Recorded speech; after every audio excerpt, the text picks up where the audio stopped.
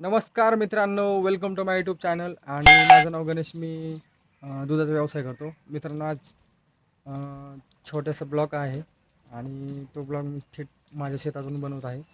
तुम्ही बघू शकता मित्रांनो, माझ्या पाठीमागं मुरघासाचे असे बहुत भरून ठेवले. तर मित्रांनो, काय होतं ना, बऱ्याच शेतकऱ्यांचा प्रश्न असा असतो किंवा बऱ्याच शेतकऱ्यांच्या अडचणी अशा असतात की शेतकरी म्हणतात की आम्ही मुरघास तर करतो, पण तो वर्षभर टिकत नाही. तर मी आज थोडक्यात तुम्हाला सांगणार आहे की तो कशामुळे टिकत नाही. तुम्ही बघू शकता मित्रांनो, माझ्या पाठीमागं मुरघास आहे आणि बघा त्याची क्वालिटी. मित्रांनो मित्रांनो हा 8 महिन्यापूर्वी मित्रांनो हा बोध भरलेला आहे आणि तो अजूनही जशाच तसे आहे. बऱ्याच शेतकऱ्यांच्या प्रश्न असे असतात की आम्ही मुरघास भरून ठेवल्याच्या नंतर काय होतं ना, त्याला बुरशी लागते. तर मी आज त्याचीच कारणं तुम्हाला सांगणार आहे. मित्रांनो, तुम्ही बघू शकता हा आमचा मुरघास आहे 8 महिने पूर्वी भरलेला. आणि मित्रांनो, बघा तिकडे 2 बोध भरून ठेवलेत आणि इथं पण 2 बोध भरून ठेवलेत. मित्रांनो, जवळजवळ 5-5 टनाचे बोट आहेत आणि हा एक 5वा नंबरचा बोट आहे 5 टनाचा. तुम्ही बघू शकता मित्रा, शेतकरी बांधवांनो, बघा ही मुरघासाची क्वालिटी कशी.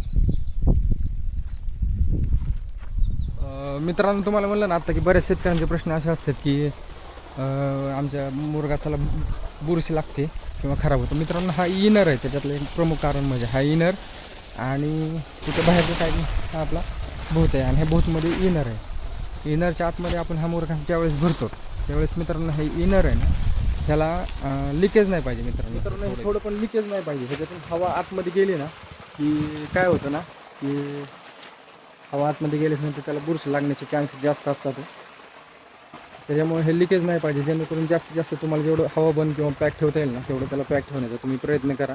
मित्रांनो, तुम्हाला आता सांगितलं मी की इनर जास्तीत जास्त पॅक ठेवा आणि जो भूत आहे त्याच्या खाली पण जास्त पाणी वगैरे जाऊन द्यायचं नाही आहे तुम्हाला. आणि मित्रांनो, महत्त्वाचं म्हणजे प्रमुख कारण दुसरं काय होतं ना की बऱ्याच शेतकरी वेळेस ज्यावेळेस शेतकरी मका किंवा कशाचाही कुट्टी करतात किंवा ज्यांना मुरघास करायचा आहे, मकाची कुट्टी असो किंवा अजून दुसऱ्या गोष्टीची काही असो, कडवा वगैरे, पण खास करून मकाच्याच मुरघास करतात. ज्यावेळेस तुम्ही मकाची कुट्टी करतात त्यावेळेस बरेच शेतकरी काय करतात ना मित्रांनो की त्याच्यात मिठाचं पाणी किंवा गुळाचं पाणी टाकतात आणि की जेणेकरून जनावर त्याला खातील. पण मीही टाकत होतो, पण आता मी टाकणं बंद केलं. अजिबात टाकत नाही आहे त्याच्यात पाणी थोडं पण. काही काही शेतकरी अजूनही टाकत असतील. टाका तुम्ही, पण त्याचं प्रमाण थोडंसं कमी ठेवा. जेणेकरून मी तर म्हणतो की नाही टाकलं तरी चालतंय, काही होत नाही त्याला. मी आता जवळजवळ 1 वर्ष झालं आमचं मुरघास राहतो काय काय अजिबात थोडाही खराब होत नाही.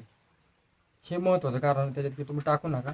आणि जेणेकरून चारा हा तुम्हाला जेवढ्या कोरड्या जागेत ठेवता येईल ना तेवढं ठेवण्याचा प्रयत्न करा. तिथं पाणी वगैरे गेलं नाही पाहिजे, हे एक मुख्य कारण. मित्रांनो, अजून एक तुम्हाला सजेशन देतो की काय होतं ना, ज्यावेळेस आपण मुरघास काढतो आणि आपण डायरेक्ट आपल्या गायांना वगैरे टाकतो, जनावरांना, तुम्हाला एक थोडक्यात सांगतो मित्रांनो की ज्यावेळेस तुम्हाला मुरघास टाकायचं त्यावेळेस कमीत कमी तो 1 तास तरी अगोदर काढून थोडा पसरून ठेवा. कारण तो आहे ना, आपण भरून ठेवलेला असतो ना, तो फुल गरम असतो एकदम. आणि जनावरांना टाकल्यानंतर जनावरांना काय होतं ना, डरगळायची चान्सेस जास्त असते किंवा मग जेवढं थंड होईल तेवढं चांगलं आहे. त्यामुळे त्याला जास्तीत जास्त थंड करून टाका आणि आपल्या जनावरांची काळजी घ्या. धन्यवाद.